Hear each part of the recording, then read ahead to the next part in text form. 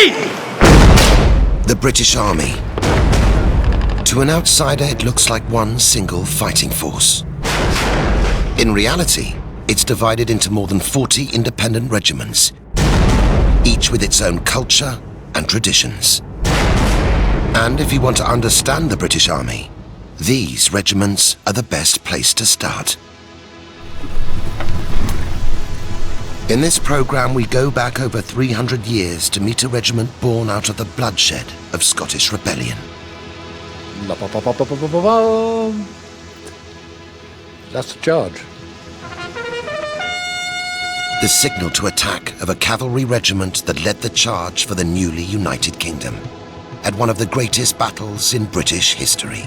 It was glorious, it was colourful, it had an effect, and the Battle of Waterloo was fought and won, and we were part of it. A regiment famous for its grey horses. Having a grey horse is a bit of a nightmare. I mean, Percy does seem to get covered in utter crud.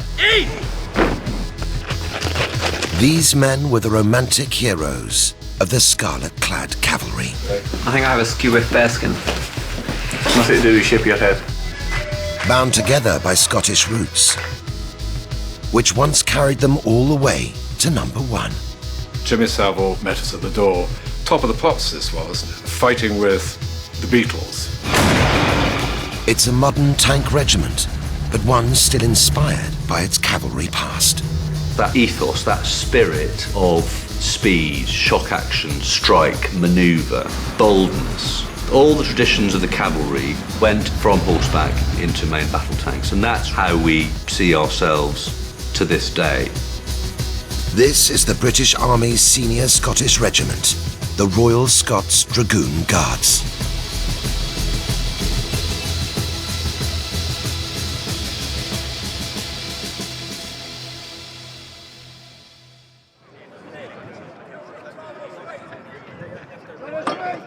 The 10th of March 2011, Fallingbostel Camp, Germany.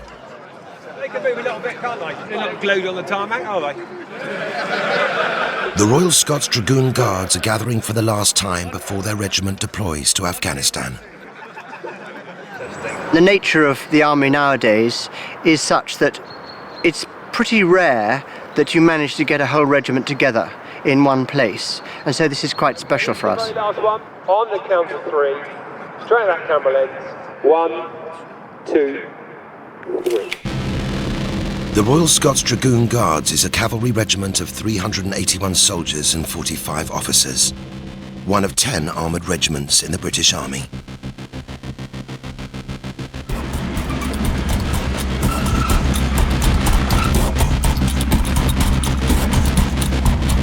In preparation for Afghanistan, the regiment has been training with new armoured vehicles called Warthogs. It's the modern age and, well, things have changed, but it's just instead of horses, we used brand new vehicles. With this vehicle in particular, it could go almost anywhere, just a modern horse, really.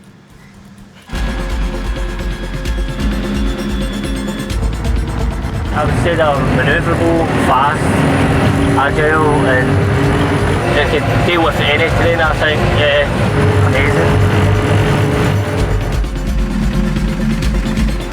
One of the regiment's jobs in Afghanistan will be to protect convoys of slow-moving supply vehicles. We see this as very much a traditional role for the cavalry. One of the tasks of our Warthog squadron is to keep vulnerable areas and vulnerable points safe to allow the convoy to move through. We were all going to a spot where we were at high ground, where we can overwatch the convoy and at the same time look all about the areas for enemy activity.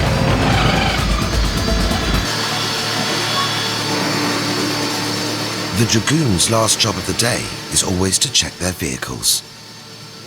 There's an old cavalry mantra that goes back hundreds of years, but we still live by it today, and it goes very simply, horses men self. Horses or your vehicle come first.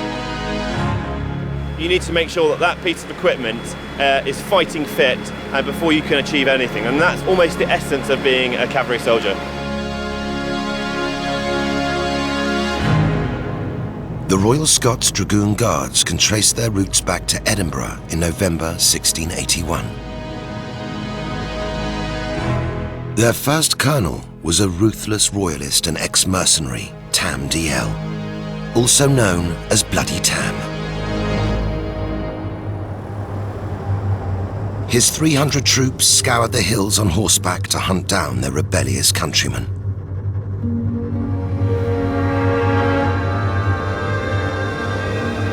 Thousands of rebels were slaughtered and executed. It became known as the Killing Time.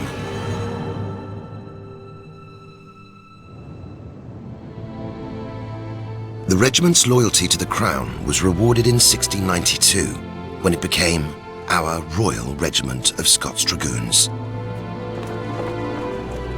To this day, it's the only regiment allowed to fly the Scottish Royal flag. The ancient royal standard of Scotland flies outside regimental headquarters whenever the commanding officer is in the building or in the barracks, and stencilled on the side, the commanding officer's main battle tank, is a picture of the Lion Rampant as well.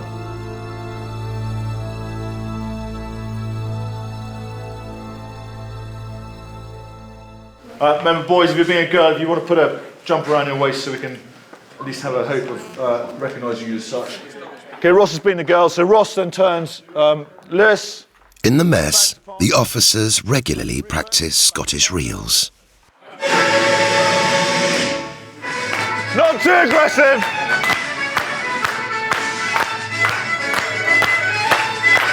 Okay, you guys get ready to go. Okay, go! As a Scottish regiment, it's very important that we keep these traditions alive, and inevitably it turns into a bit chaotic, but it's all about having a good time, and it's a very important part of what we do.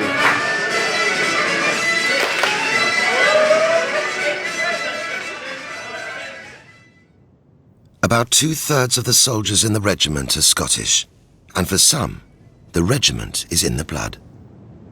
Okay, my name is Captain Kev McDowell, currently the Quartermaster of the Royal Scots Dragoon Guards. Primarily, I joined the regiment because my father was in the regiment. My name is Billy McDowell and I served with the regiment for the best part of 22 years and I left as the rank of Staff Sergeant. My name is Trooper William McDowell and I'm due to arrive at the regiment in a couple of months. We have a great family tradition within the regiment. In fact, I had two brothers who served alongside me. Between us, and including my two uncles, we've done 85 years service within the regiment.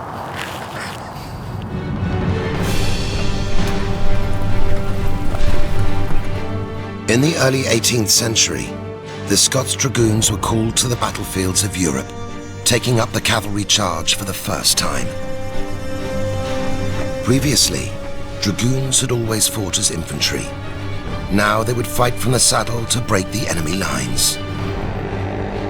In May 1706, at the Battle of Ramillies in Belgium, the regiment proved it had mastered the art of the charge. Led by the Duke of Marlborough, the Scots Dragoons routed the French cavalry.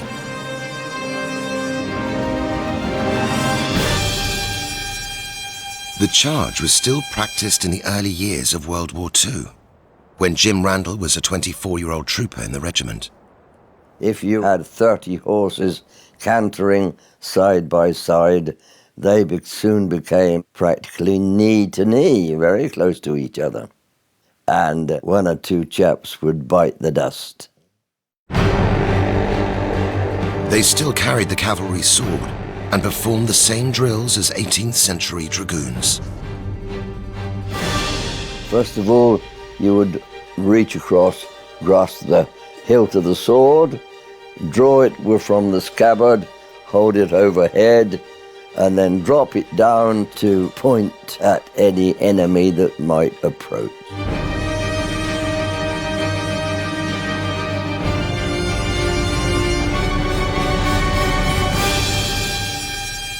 Veteran bugler Bill Cross still remembers sounding the order to charge. La-pa-pa-pa-pa-pa-pa-bum. That's the charge. Halt is pom-pa-pom. That's halt. And used to practice going over a jump, blowing it, you know.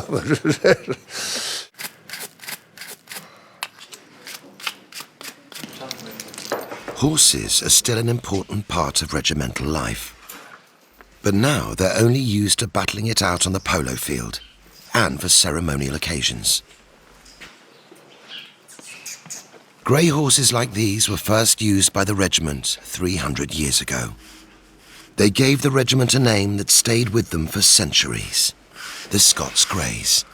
In grooming terms, having a grey horse is a bit of a nightmare. They do become a lot muddier than others. I mean, Percy does seem to hop into the fields and just find the muddiest bit and roll in it and just get covered in utter crud. And it's quite hard work to get it out of his coat. Just make sure there's snaffles behind the pillow. This kit is about 300 years old. These are our original rents from Scots Greys, and you can see they've got thistles embedded all the way along in the leather. Very tricky to clean, but very smart.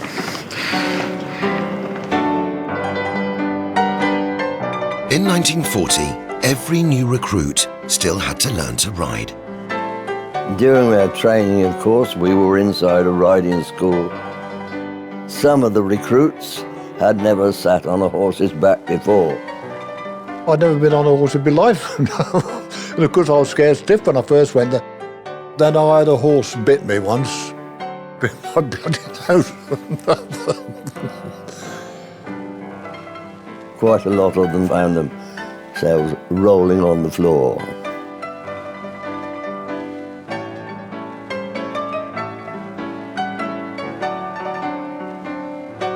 Also with the Scots Greys, they had to be scrubbed down and washed every Sunday morning, and used to have to buy a tablet of soap, which cost me about £2 to wash my horse's mane and tail.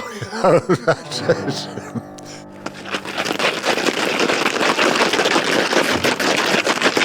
Stand still! See, if I had to poke this stick into your toe caps, it wouldn't really make a difference, because there's no polish there at all, is there? There's not even a shine on it. The regimental sergeant major is preparing the troops for a royal visit from the regiment's deputy colonel-in-chief, the Duke of Kent. Yeah, we've got Duke of Kent's visit this week, and this is the barrack guard or the honour guard, so they need to be immaculate because this is the first eyes on royalty's got to get at the regiment. So things like boots not being well prepared are not a good start. Fluff under there as well.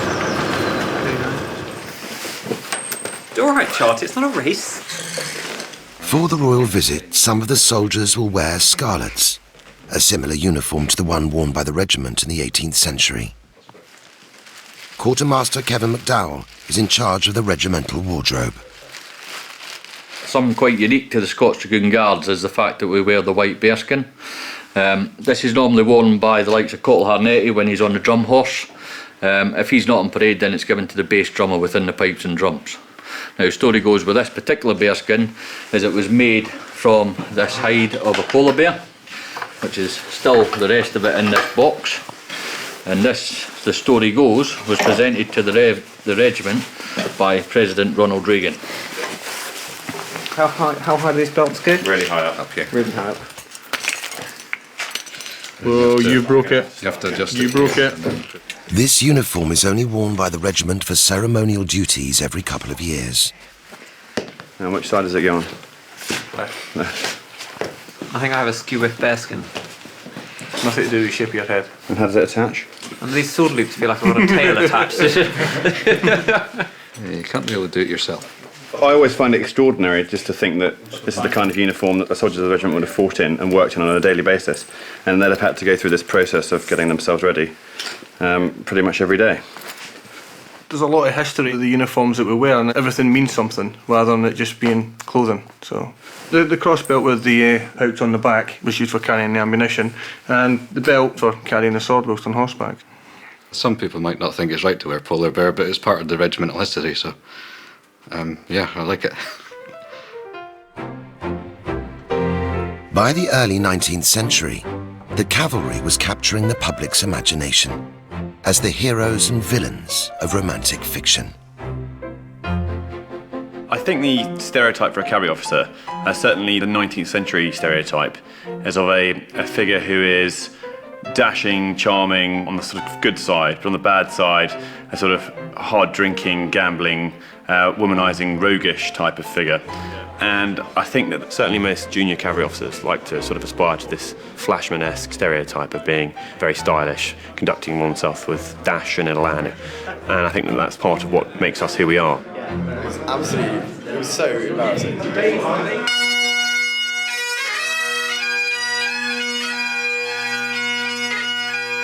Officers' mess dinners are always really traditional events. The first time you go to one, it is a little bit strange and it's quite overwhelming because it's quite a formal atmosphere, but I think it gives you a real sense of pride and duty. It's about maintenance of history and remembering where we've come from. This is the officers' last formal dinner before they deploy to Afghanistan. Traditionally, a Gaelic toast is proposed before the regiment goes to war. Diolch slans the bangri. Slans na Abagabra. And the slans are going to kill your slans.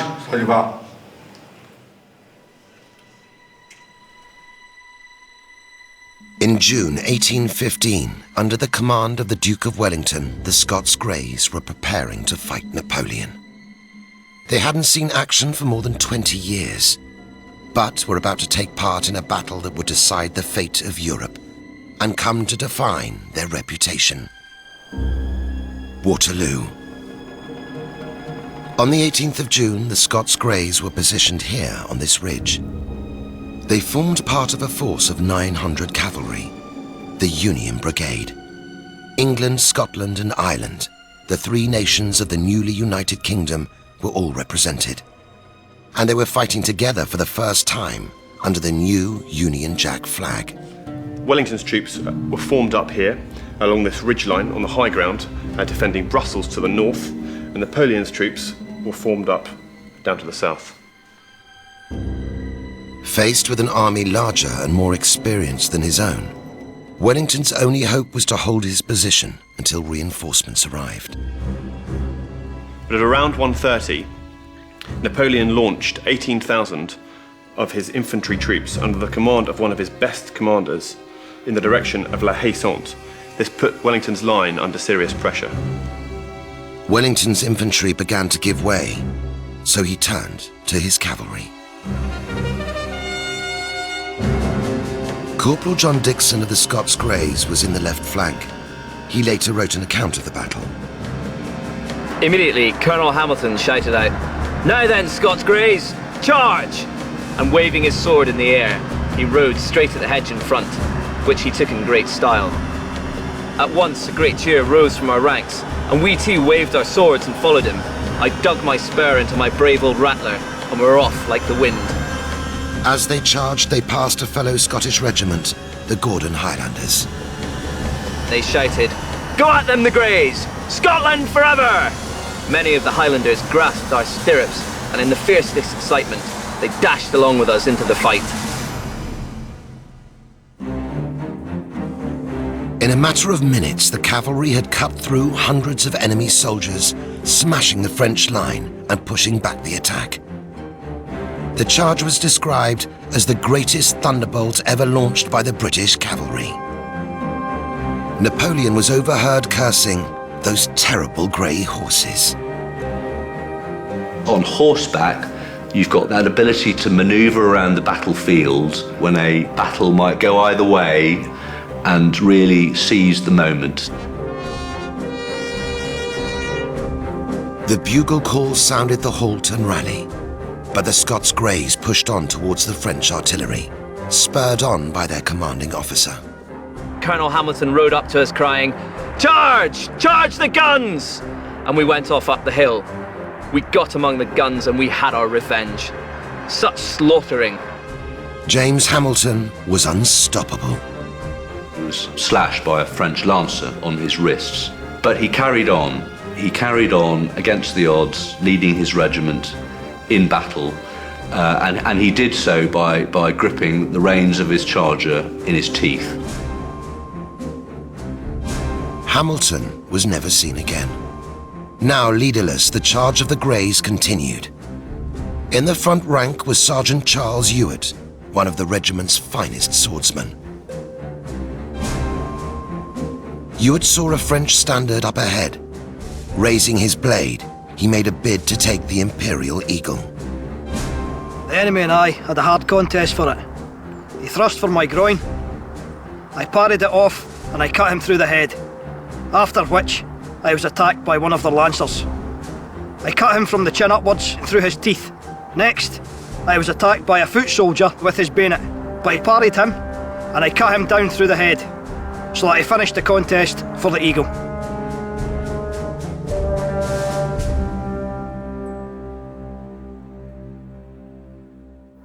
The Ewart is absolutely a hero. His tomb's on the Esplanade at Edinburgh Castle, and the first pub in the Royal Mile's named after him, so we all think he's a hero.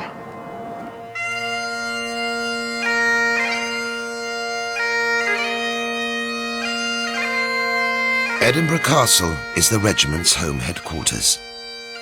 Here it displays the trophy of its proudest victory. This is the eagle captured from the French. Napoleon adopted these eagles for each of his regiments from the Roman legions who carried the imperial eagle. The piece is in metal and it is covered in gilt, and it is quite heavy. This is a very special item for the regiment because of its significance from Waterloo. The gold-leafed eagle is so important to us because it's a symbol of the decisive manoeuvre, speed and enormous bravery that our forefathers performed on that day in June in 1815 on the battlefield at Waterloo, and it's what we are and who we are. The French Imperial Eagle appears on the regiment's war memorial in Edinburgh, on horses' livery, epaulets, and on the cap badge. The Scots Greys paid a heavy price for victory.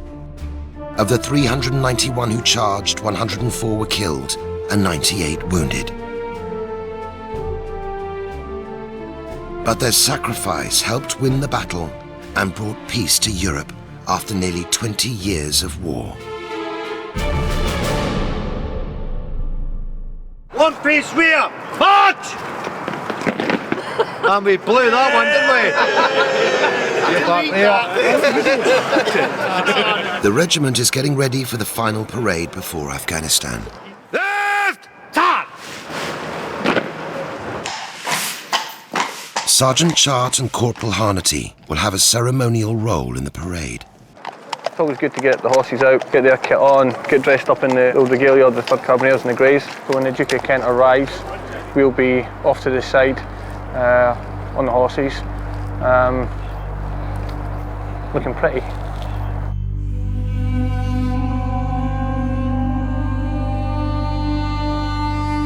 The Scots Greys' last mounted action came in 1940 in Palestine, when they formed patrols to help keep peace between the Arabs and the Jews.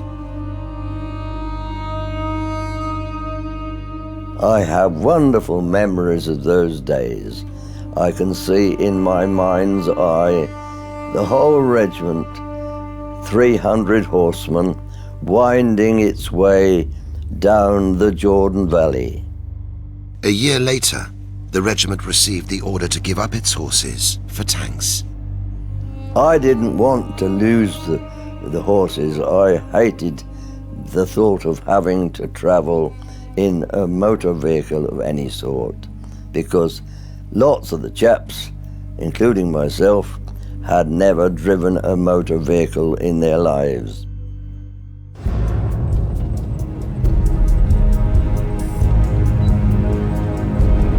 In 1945, the Scots Greys fought their way into Germany. When the war ended, the regiment remained with the NATO forces to counter the Soviet threat. The regiment is still based in Germany today.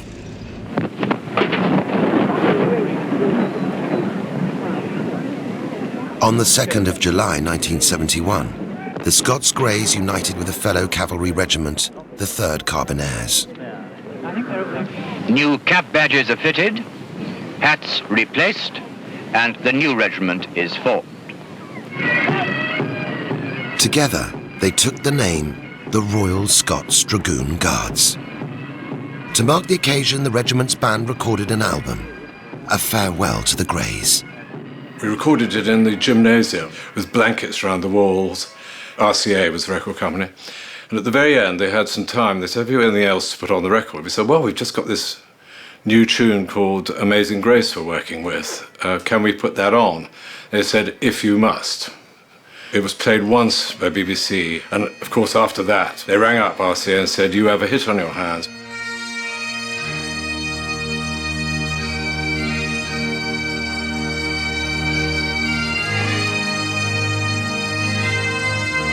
Amazing Grace sold 4 million copies worldwide.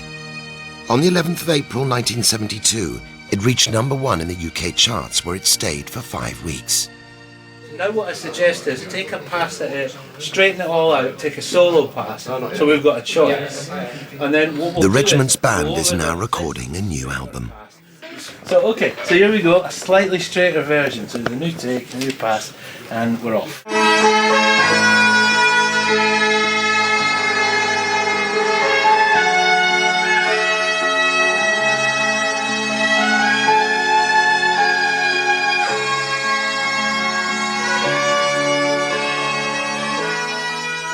I'm 21 now, started playing the pipes when I was 4. I was just mad for it. For some strange reason I wanted to play the pipes. Obviously I like being a soldier, but piping's my thing, to be honest. To get paid for doing something I enjoy is superb.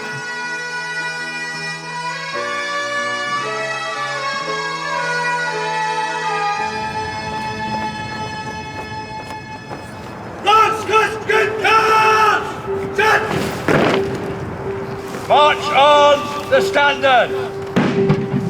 The final parade in Germany before deployment to Afghanistan. His Royal Highness, the Duke of Kent, is here to bid the troops farewell.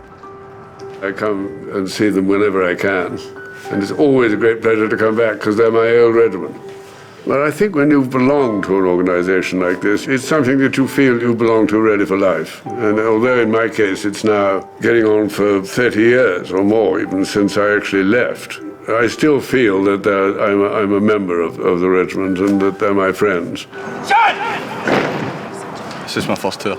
We've done a lot of training for it and we've waited our turn, should we say, so I'm really looking forward to going. The guys are really like family, so it's worth fighting for each other. You know that each man's got each other's back. My son Kevin and all the lads that are in the regiment at the moment have gone through a lot more than I have, and our heart, mine and my wife's, go out to them every time they go away on a tour. And I don't think people realise how much it does mean having a family, which is the regiment to people like myself, around you when they are away. Because although they are away, the regiment still keeps in contact with people like me and my wife, telling us what our sons are up to. The history and the traditions of the Royal Scots Dragoon Guards are all around us. And when you're about to deploy on what will be a demanding tour by anyone's measure, the pride that my soldiers and officers have in their regiment, that bond, that ethos, that strength that comes from being a member of a proud and honourable organisation, that will see them through. And to me, that sums up what this fine regiment is all about.